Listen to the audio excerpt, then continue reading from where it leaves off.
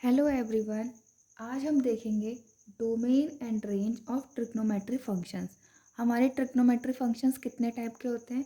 6 types के होते हैं। ठीक है, साइन कॉस, टेन हो गया आपका साइन बाय कॉस, कॉट हो गया आपका कॉस बाय साइन, सेक हो गया आपका वन बाय कॉस, कॉसेक हो गया आपका वन बाय साइन। ठीक है, हम इसकी डोमेन एंड रेंज बहुत ही सिंपल मैनर में देखेंगे। आपको कुछ याद नहीं करना है, कुछ ध्यान में नहीं रखना है। ठीक है, अब देखो, हमने लास्ट लेक्चर में बताया था कि ये जो आपकी वाई एक्सिस वाली लाइन होती है, ये होती है आपकी पाई बाय 2 के ऑड मल्टीपल्स वाली लाइन।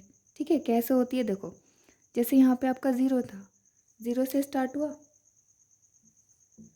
ठीक, ज़ीरो से उसने वन क्वाड्रेंट क्रॉस करा। वन क्वाड्रेंट का मतलब क्या होता है? पाई बाय 2, यानी कि वन पाई बाय 2 उसने एंगल क्रॉस करा। ठीक है, वन पाई बाय 2 के बाद अगर वो आगे आता है एक एंगल क्रॉस करके या एक पूरा क्वाड्रेंट क्रॉस करके, तो यहाँ पे हो जाएगा आपका 2 × पाई बाय 2।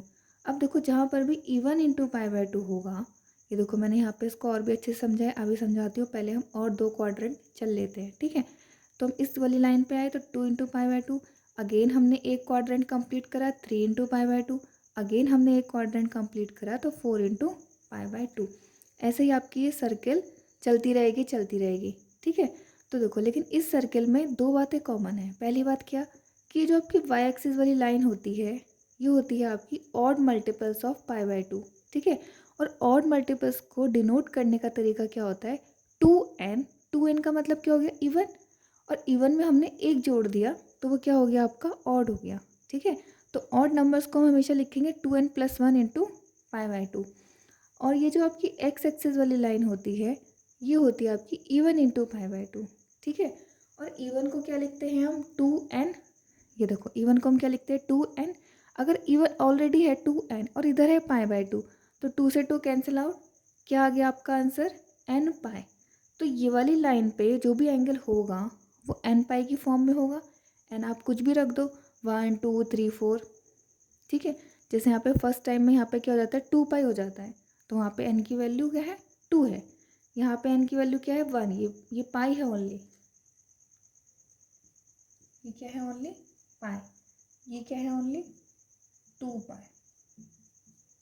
ठीक, तो अब देखो, ये बातें समझ में आ गई। अब तुम्हें क्या करने हैं? सिर्फ ये वाले दो कॉन्सेप्ट और ध्यान में रखने थे जो कि तुम्हें याद है। क्या याद है? कि साइन 0 की वैल्यू 0 होती है, साइन 90 की वैल्यू या साइन पाई बाय 2 की वैल्यू 1 होती है, कॉस की 0 की वैल्यू 1 होती है। इसका अपोजिट हो गया, मतलब वैसा रिवर्स ऑर्डर, 0 का अपोजिट नहीं तो इन्फिनिटी होता है। ठीक है, और कॉस 90 की वैल्यू क्या होती है आपकी? 0। ठीक, अब देखो, डोमेन और रेंज होता क्या है? डोमेन होती है कि जो भी आपका एक फंक्शन गिवन है, ये पूरा का पूरा क्या है? आपका एक फंक्शन है। ठीक है, ये फंक्शन किसके वेरिएबल में है? एक्स के वेरिएबल में है। नहीं, यहाँ पे तो थीटा के वेरिएबल में है, तो चलो मैं थीटा लिख देती हूँ।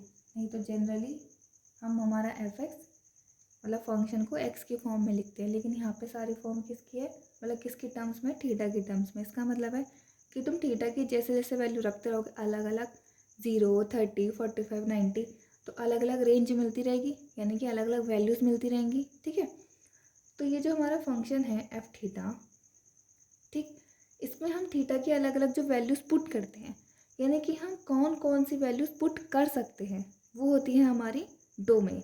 ठीक है, और रेंज क्या होती है? रेंज होती है हमारी पूरी वाई की वैल्यू या पूरे इस फंक्शन की वैल्यू। ठीक, रेंज को आप ऐसे भी लिख सकते हो,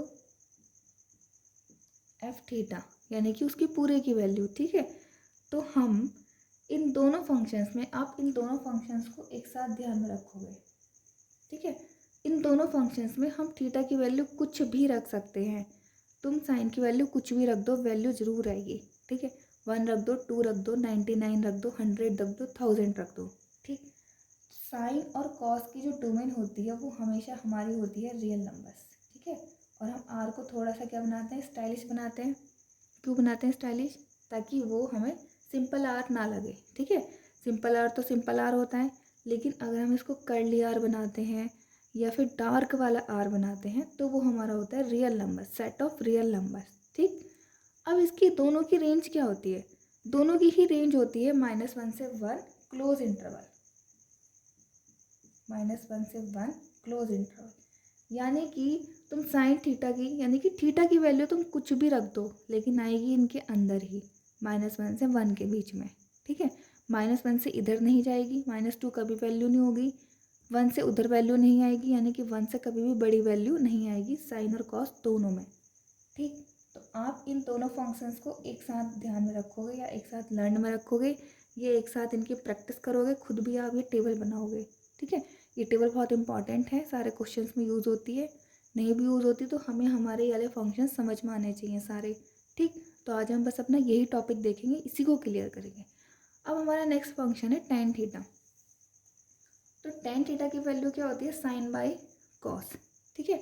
अब कोई भी फंक्शन अगर हमारे डेनोमिनेटर अपॉन में न्यूमरेटर की फॉर्म में है तो आपको पता है कि फंक्शन कब डिफाइन होता है, फंक्शन तब डिफाइन होता है जब उसका जो डेनोमिनेटर का पार्ट होता है वो जीरो नहीं होना चाहिए, ठीक है। क्यों, क्योंकि अगर तुम्हारा कॉस जीरो हो जाएगा तो tan थीटा क्या हो जाएगा, इन्फिनिटी, और इन्फिनिटी तो कुछ भी नहीं होता, ठीक है, इन्फिनिटी कोई वैल्यू नहीं होती है, ठीक है। तो हमारा कॉस ज़ीरो नहीं होना चाहिए। अब देखो कॉस ज़ीरो कहाँ कहाँ होता है, यहाँ पे समझ लो, बस एक ही लाइन से समझ लो।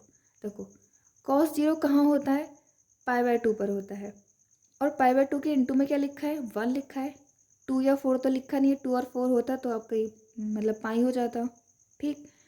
तो कॉस हमारा ज़ीरो कहाँ होता है, π/2 के ऑड मल्टीपल्स में, ठीक है। मैं ऐसे भी लिख सकती हूँ, देखो cos theta is zero when theta is 2n+1 π/2। n की वैल्यू ना कुछ भी रख लेना, cos थीटा ज़ीरो ही आएगा। आई क्या है, n क्या है आपका, इंटीजर, ठीक, n क्या है आपका, इंटीजर, ठीक है।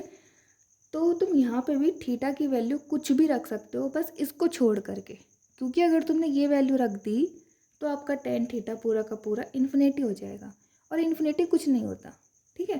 तो इसमें क्या करेंगे हम, पूरा रियल का सेट आ जाएगा, लेकिन उस रियल के सेट में से बस ये माइनस हो जाएगा। तो tan थीटा की डोमेन क्या हो जाएगी आपकी, कैपिटल R -2n+1 एंड π/2, ठीक है। याद हो गया आपको, समझ में आ गई कैसे आया हमारा ये, ठीक। अब बात आती है इसकी रेंज की, किसकी रेंज क्या होगी, इसकी रेंज होती है -इन्फिनिटी से इन्फिनिटी, यानी कि कुछ भी वैल्यू आ सकती है, पूरी रियल नंबर, ठीक है। तो यानी कि आप इसको ऐसे भी लिख सकते हो, पूरा R आ सकता है, और R की वैल्यू क्या होती है, -इन्फिनिटी से इन्फिनिटी, ठीक है।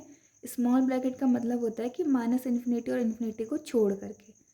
क्लोज इंटरवल का मतलब क्या होता है कि -1 भी इंक्लूड है एंड 1 भी इंक्लूड है। आपने देखा ना कि साइन की वैल्यू देखो 1 भी आती है, ठीक। अब सिमिलरली कॉट थीटा समझो, ठीक है। कॉट थीटा क्या होता है आपका, cos by sine, cos by sine numerator upon denominator की फॉर्म हो गई, डेनोमिनेटर क्या हो गया हमारा साइन, तो यहाँ पे क्या नहीं होना चाहिए, साइन ज़ीरो के इक्वल नहीं होना चाहिए। अब यहाँ पे देखो साइन जीरो कहाँ पे है, साइन आपका जीरो है, ये जो जीरो है ना, ज़ीरो, यहाँ पे देखो n की वैल्यू तुम डायरेक्ट पुट कर दो, कुछ भी पुट करो, देखो यहाँ पुट करो और यहाँ पुट करो, n की वैल्यू ज़ीरो पुट करोगे तो 1 π/2 ही आएगा, ठीक है। लेकिन यहाँ पे n की वैल्यू ज़ीरो पुट करोगे तो आपका डायरेक्ट पाई आएगा, और साइन n पाई की वैल्यू ज़ीरो होती है, यानी कि तुम n को कुछ भी रख लो, 1 2 3 4 5 0 या कुछ भी, ठीक। तो हमारा जो साइन थीटा होता है, साइन थीटा ज़ीरो कहाँ पे होता है, when theta is equal to n pi, और n कहाँ बिलोंग करता है, i में, ठीक है। तो आप इस टेबल से थोड़ा थोड़ा अंदाज़ा लगा सकते हो कि किसकी वैल्यू कहाँ पे ज़ीरो होती है। तो दो वैल्यू देखो, मैंने तुम्हें यहाँ पे एक जनरल वैल्यू भी सिखा दी कि साइन थीटा ज़ीरो कहाँ होता है, n पाई पर, और कॉस थीटा ज़ीरो कहाँ होता है, π/2 के ऑड मल्टीपल्स पर, या फिर ऑड मल्टीपल्स को जनरल फॉर्म बोल दो तो 2n+1, ओके। तो यहाँ पे क्या हो जाएगा, कैपिटल R में से, यानी कि पूरी की पूरी डोमेन में, पूरी की पूरी रियल नंबर में से ये नहीं होगा बस, ठीक। तो लिख लो इसकी डोमेन R माइनस का n पाई, ठीक है। अब क्या होता है, इसकी रेंज भी कुछ भी आती है, आप कुछ भी वैल्यू रख लो, कुछ भी आ जाएगी, ठीक। अब देखो वैल्यूज़ तो बहुत सारी होती है ना, हमारे साइंटिस्ट ने सारी वैल्यूज़ रख करके देख रखी है, ठीक है। तो इसकी डोमेन भी क्या होती है, पूरी की पूरी रियल नंबर्स होती है, पूरी की पूरी रियल नंबर्स होती है, और रियल नंबर्स क्या होते हैं हमारे, -इन्फिनिटी से इन्फिनिटी। तो आप इन दोनों को एक साथ लर्न करोगे, ठीक है। 2 लर्न हो गए ऊपर के, नीचे के 2 लर्न हो गए हैं या समझ में आ गए हैं। तो अब नेक्स्ट 2 की बारी। अब यहाँ पे ध्यान से देखो, सेक में होता है आपका वही न्यूमरेटर अपॉन में डेनोमिनेटर की फॉर्म आ गई। ये सब न्यूमरेटर अपॉन में डेनोमिनेटर की फॉर्म है। तो यहाँ पे क्या होना चाहिए आपका, d is not equal to 0। यहाँ पे d क्या है आपका, कॉस है। और कॉस देखो अभी हमने समझा था कि कॉस 0 या कॉस थीटा 0 कहाँ पे होता है, यहाँ पे होता है, ठीक है। तो यहाँ पे भी इसकी डोमेन क्या हो जाएगी, बिल्कुल ये कॉस 0 नहीं होना चाहिए। क्या नहीं होना चाहिए, कॉस 0 नहीं होना चाहिए। तो 0 जहाँ पे है उसको माइनस कर दो कैपिटल आर में से, यानी कि रियल नंबर्स में से। तो 2n प्लस 1 इंटू π/2, ठीक है। अब इसकी रेंज ध्यान रखो, देखो सेक होता है आपका 1 बाई कॉस, यानी कि कॉस का अपोजिट। तो कॉस की रेंज जाती है -1 से 1, तो सेक की रेंज कहाँ जाएगी, इसको छोड़ करके बाकी पूरे रियल नंबर्स में। तो इन दोनों को हटा दो, तो तुम्हारी रेंज क्या हो जाएगी, देखो -1 से इधर के सारे नंबर क्या होते हैं, -∞ से -1। देखो -∞ से -1, 1 दोनों में इंक्लूड होता है, एंड यूनियन 1 से इन्फिनिटी। ओके, तो हमने अब सेक थीटा की डोमेन एंड रेंज समझ ली, ठीक है। सेक थीटा की रेंज जो हो जाएगी, जहाँ जहाँ हमारा कॉस जाता है, क्योंकि कॉस के अपोजिट है, उसको छोड़ करके सारी हमारी उसकी रेंज हो जाएगी, ठीक है। अब हम कॉसेक थीटा की भी रेंज समझ लेते हैं। इसको देखो आप खुद से गैस करो, यहाँ पे क्या होना चाहिए, sine theta is not equal to 0। अब साइन थीटा कहाँ पे 0 होता है, यहाँ पे 0 होता है। तो कैपिटल आर में से इस पूरे एन पाई को माइनस कर दो, ठीक है, यानी कि पूरे के पूरे रियल नंबर में से एन पाई को हम माइनस कर देंगे, तो वो हमारी डोमेन हो जाएगी कॉसेक थीटा की। रेंज क्या हो जाएगी, रेंज हो जाएगी इसके अपोजिट, साइन थीटा के अपोजिट, यानी कि वही इसकी जैसी ही हो जाएगी, क्योंकि -1 और 1 को ही छोड़ना है। तो ले लो -∞ से -1 यूनियन 1 से इन्फिनिटी, ठीक। तो हम ऐसे ही ऐसे करके लर्न करेंगे 2 के साथ, ठीक है।